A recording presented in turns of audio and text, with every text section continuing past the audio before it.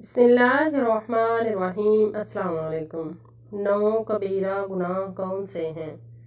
तुलैसा बिन मयास कहते हैं कि मैं खारजियों के साथ था, मुझसे कुछ गुनाह सरजद हो गए जिन्हें मैं कबीरा गुनाह समझता था।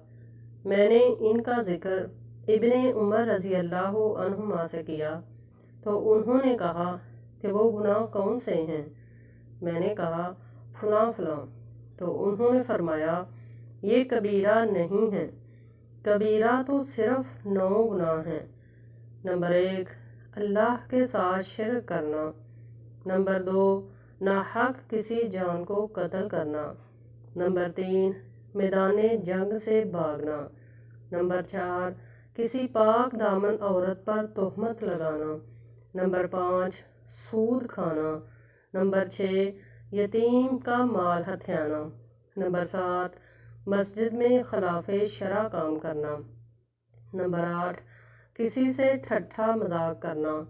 नंबर 9, वालदैन की नाफरमानी करके इन्हें रुलाना। इब्ने उमर रज़ी अल्लाह अन्हु ने मुझसे कहा, क्या तू आग से डरता और जन्नत में दाखिल होना पसंद करता है? तो मैंने कहा हाँ, अल्लाह की कसम। उन्होंने फरमाया, क्या तेरे वालदैन ज़िंदा हैं? मैंने कहा मेरी माँ ज़िंदा है।